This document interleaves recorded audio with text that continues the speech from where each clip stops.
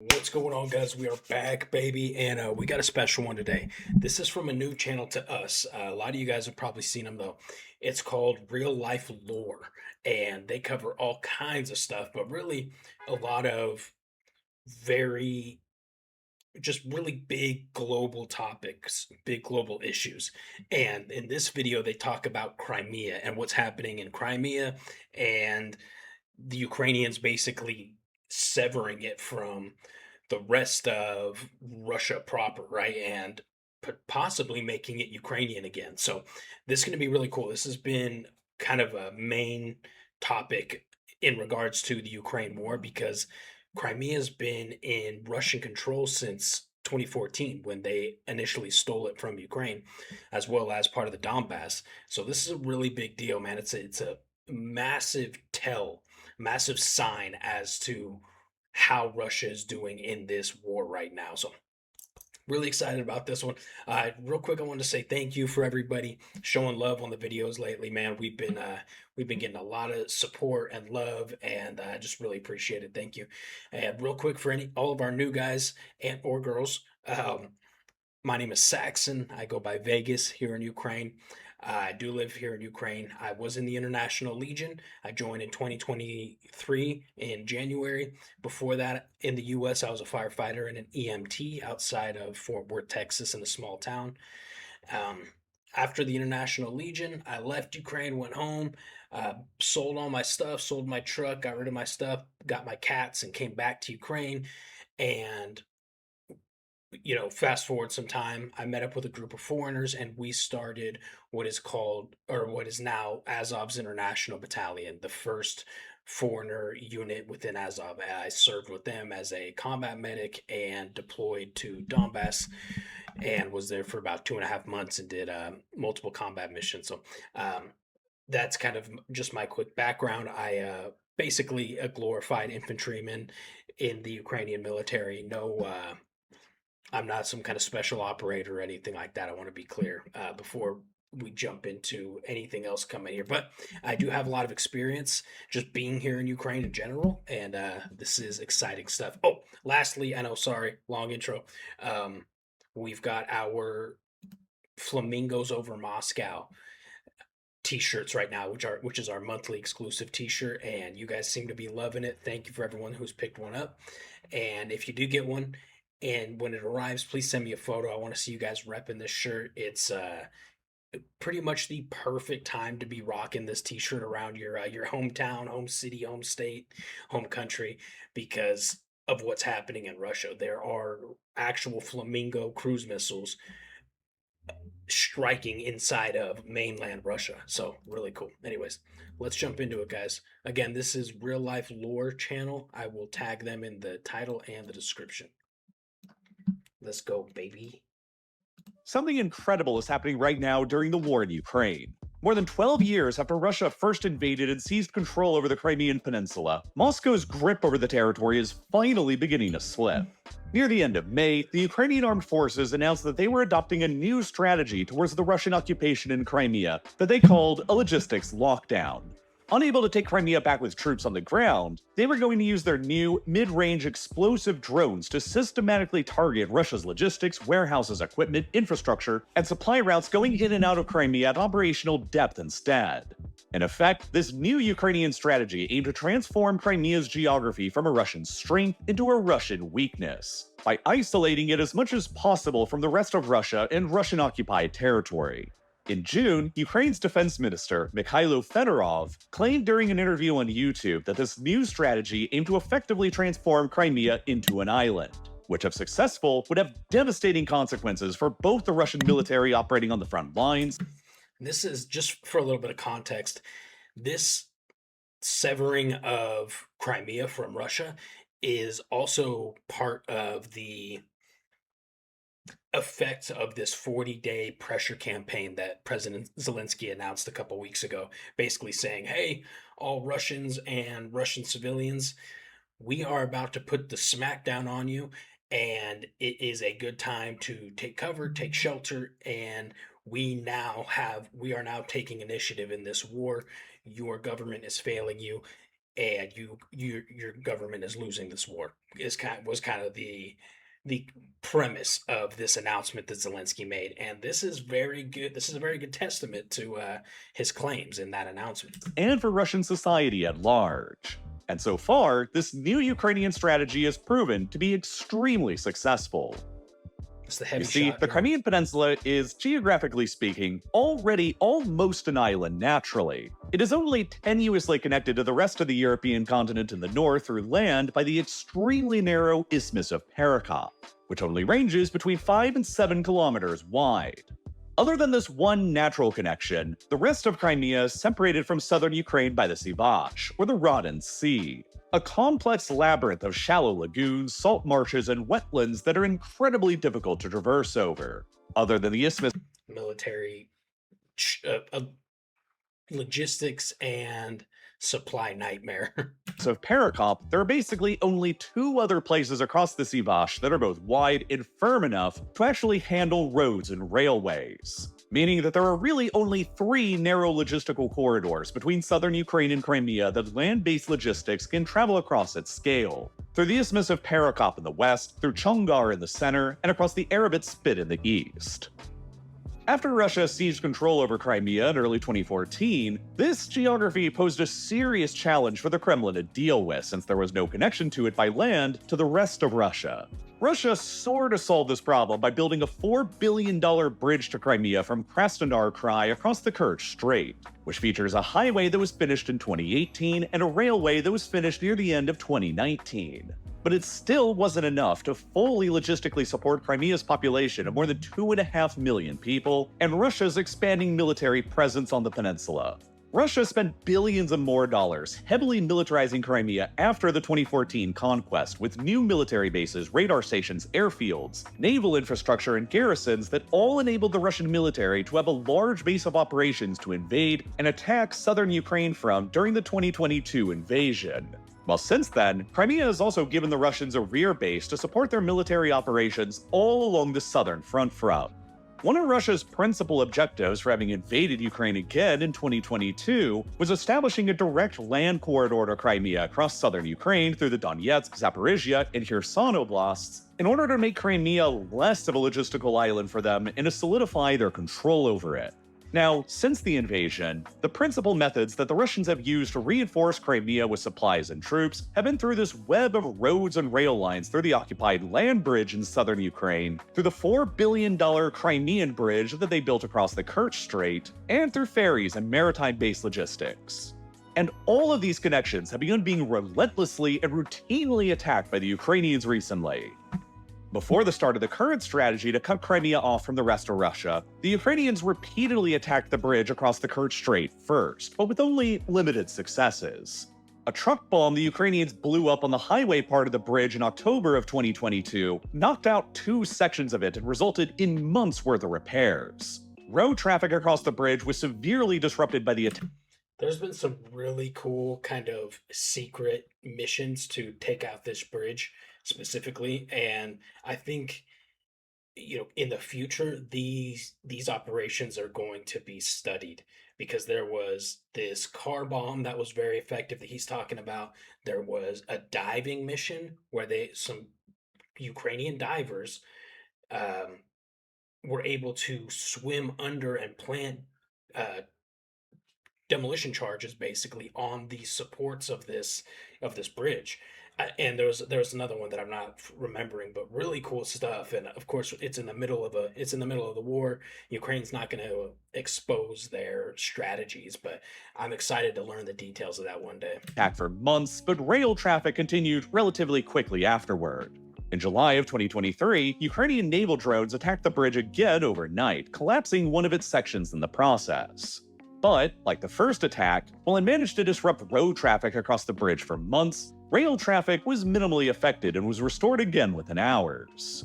Then, in June of 2025, the Ukrainians reported that they had secretly planted and detonated explosives beneath the bridge along several of its underwater support structures. But the damage inflicted was minimal and only resulted in the halt of traffic on the bridge for a few hours. The bridge has more or less remained open to both vehicle and rail traffic ever since then, but the repeated Ukrainian attacks on it did force the Russians into restricting the bridge's use. After the 2022 truck bomb attack, the Russian authorities introduced a ban on any trucks carrying a payload of more than 1.5 tons and most commercial vans from utilizing it in order to prevent another similar attack, and also reduced their reliance on large fuel shipments by rail across the bridge to eliminate the presence of potentially flammable materials on it. It's still being used as a logistics corridor by the Russians in Crimea, but the bulk of Russia's heavy freight routes were transferred towards the web of roads and railways across the land bridge through occupied southern Ukraine and on board ferries instead, with air-based logistics effectively having been shut down since the start of the war due to both sides' advanced anti-air systems.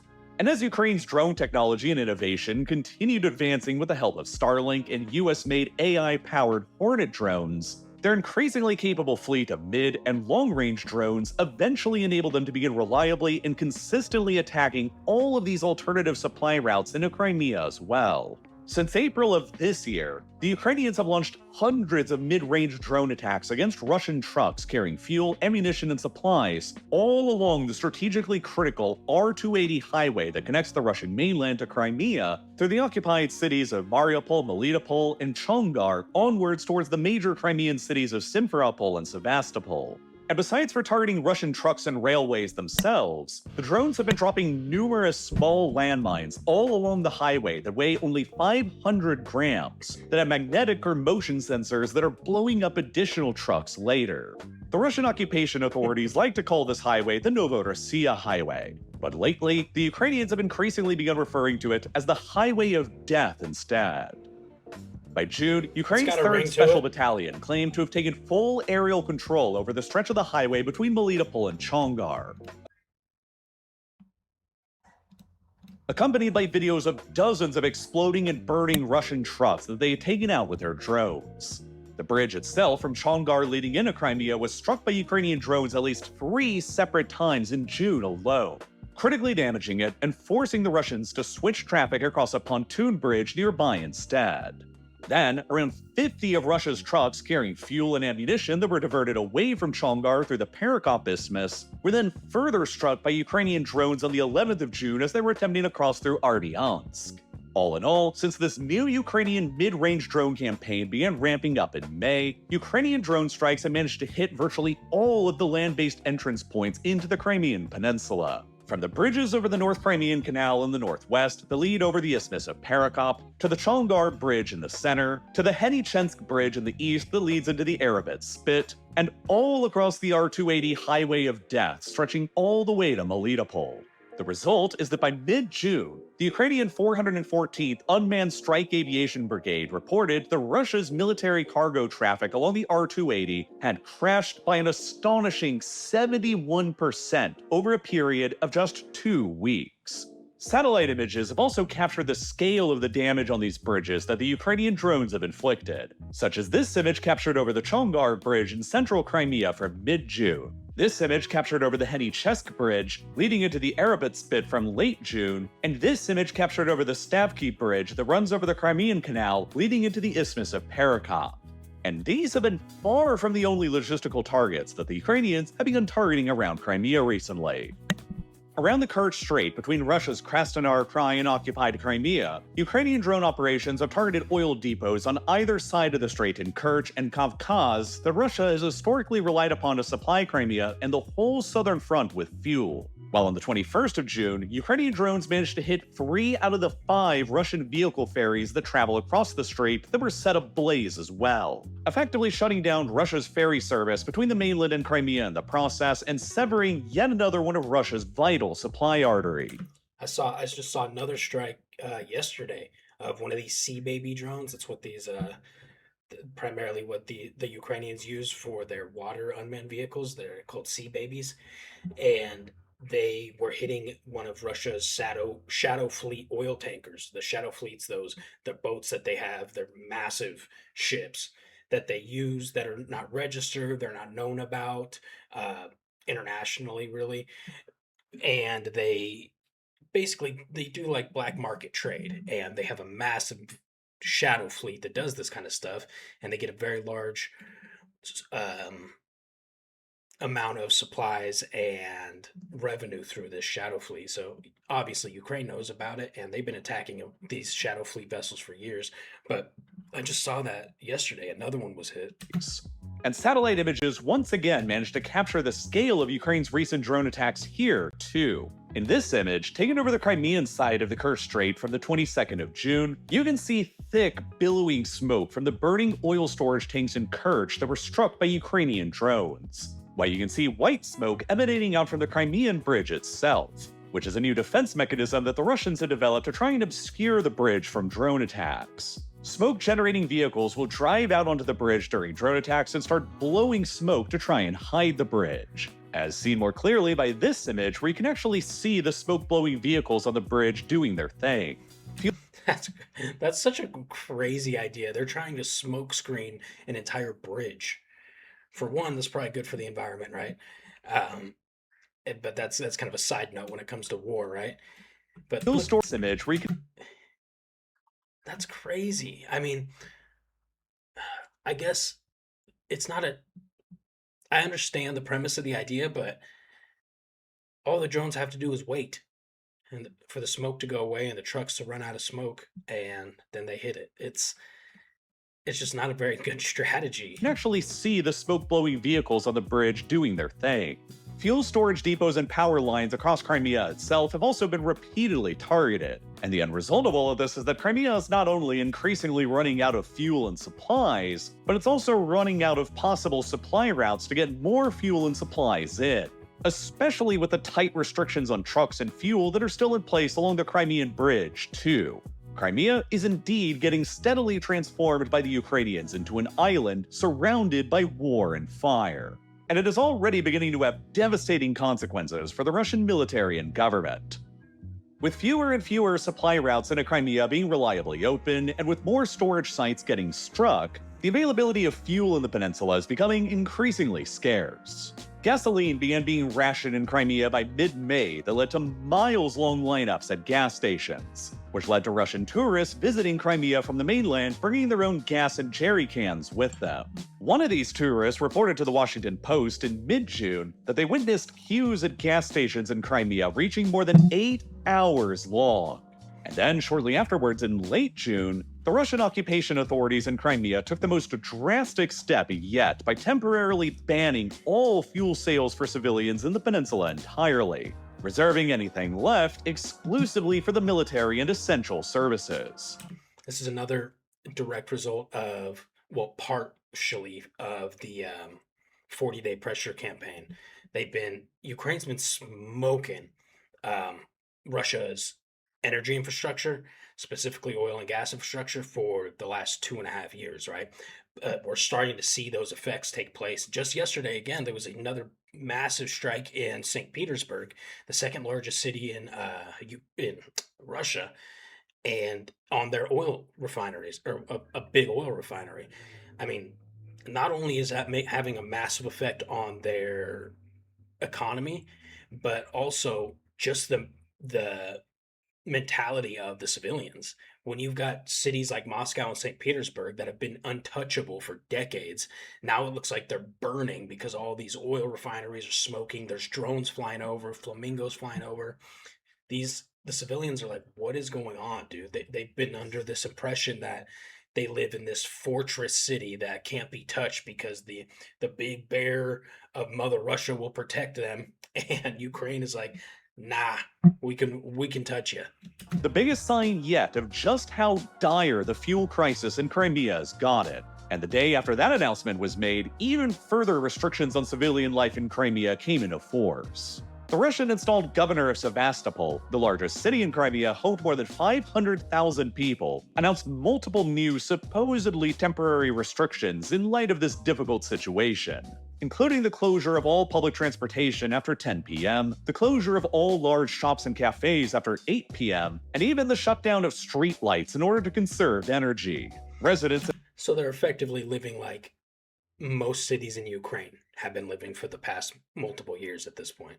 There's citywide curfews, there's energy outages. So it is interesting though, because there hasn't been not on this scale, this large of a scale, a Russian territory that has felt the same effects that these Ukrainian territories have been feeling over the last multiple years. Now Crimea, a very large territory, is in a very similar boat to Ukraine, I would say, in 2023, 2024-ish. Have even been urged by the authorities to turn off their air conditioners despite temperatures in Sevastopol reaching nearly 30 degrees Celsius or 86 Fahrenheit.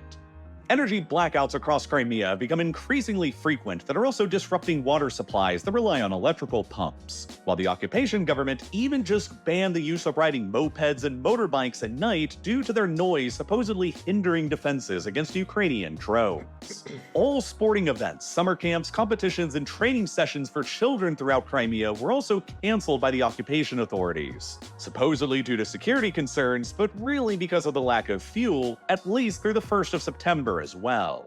And worst of all for the occupation authorities in Crimea, all of this is taking place exactly when Crimea usually experiences its peak tourism season. Every summer since the Russians conquered and annexed Crimea in 2014, millions of Russian tourists from elsewhere in the country have visited the peninsula every summer for its warm weather, beautiful beaches, and famous summer camps that date back to the Soviet era. I've heard The it's escalation nice. of the war in 2022 caused a slight decrease in the number of summertime tourists visiting since nobody could visit Crimea by air any longer, but until recently, the war was generally kept far enough away from Crimea, and nearly 4 million summertime tourists still visited Crimea just last year in 2025, Wow. which was nearly as high as the pre-war and pre-COVID level tourist visits were. And most of them all came in their cars along the Crimean bridge across the Kerch Strait. With all of this chaos going on in Crimea right now, however, the summer 2026 tourism season is quickly shaping up to be a catastrophe. In June, Russian tourist associations reported a 50% drop in tourist bookings in Crimea compared with the month before in May, while booking in July and August are already down by more than 30% compared to a year ago, which will inevitably cripple the crucial summer holiday economic activity in Crimea that the local occupation government and residents always rely on. On the 26th of June, when the occupation authorities in Crimea formally declared a state of emergency across the peninsula, thousands of cars packed with tourists and residents attempting to all flee at once triggered a massive 15-kilometer-long traffic jam on the Crimean side of the Kerch Strait Bridge leading back to the Russian mainland. One of the most visible attempts at a mass exodus out of Crimea yet seen during the whole war. The consequences of the logistical lockdown that's now plaguing Crimea is also affecting the Russian military's operations further to the north along the front line as well. The Crimean Peninsula, with all of its storage sites, depots, arsenals, airfields, and military bases, along with its proximity to the Russian mainland, has been able to support the Russian army's offensives in southern Ukraine for years now. But with the peninsula becoming increasingly locked down by Ukraine's methodical drone campaign, more and more of Russia's supply routes will have to be shifted away to the more vulnerable and exposed land bridge in the north instead. This is critical because stretching a truck supply route even by an additional 80 to 100 kilometers will reduce the volume of supplies that a truck can transport by 30% a day, which directly results in the Russian military being able to mount fewer and fewer assaults along the front. The longer that Crimea is locked down from a logistical perspective, the weaker that Russia's military operations in the occupied regions of Kherson and Zaporizhia will become. Even Crimea's ability to serve as an airbase is also becoming increasingly degraded, as storage sites and launchers on the peninsula are increasingly becoming able to be targeted by Ukraine's drones. It's even been reported that Russia's mobile air defense teams in Crimea tasked with shooting down the drones are also The kid looked like he's 11, dude. who have Russia's mobile air defense teams in Crimea Dude's just operating mobile air defense. tasked with shooting down the drones are also having to ration their fuel, Whoa. which is reducing their ability to stop the attacks from getting even worse. And all of this is increasingly becoming a disaster of legitimacy for Vladimir Putin.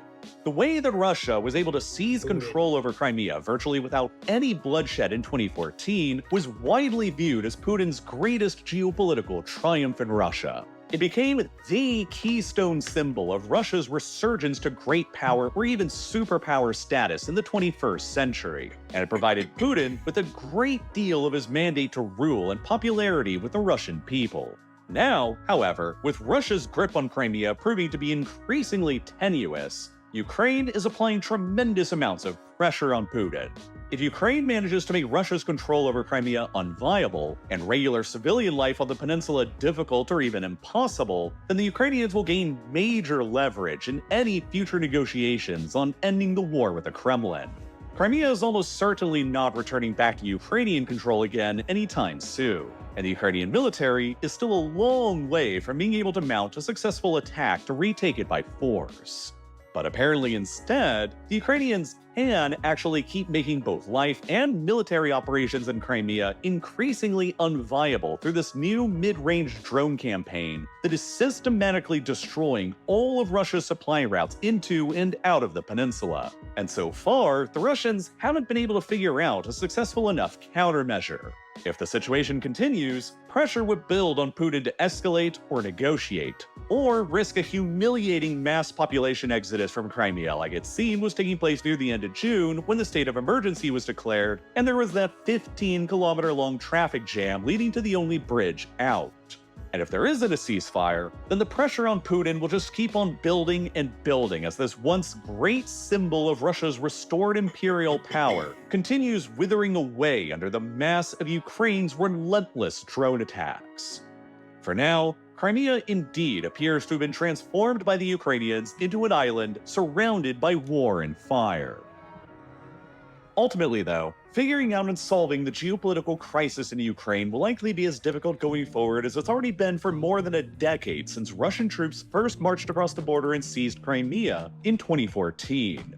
But something that is very much figured out, on the other hand, is what you should watch next, or at least put on your list. And that's the China that Xi grew up in, a grand theory of Xi Jinping, which is a Nebula exclusive, which means that it exists only on the streaming service that myself and a whole bunch of other creators put together called Nebula.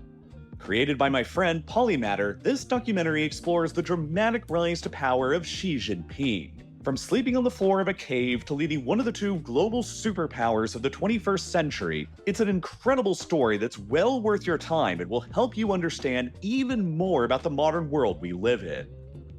That's cool. Then there were also my own projects on Nebula like Mad Kings, a show that explores the darker histories of some of modern history's most well-known Here, I'll link. Like I said, I'll link the channel if you want to check this stuff out.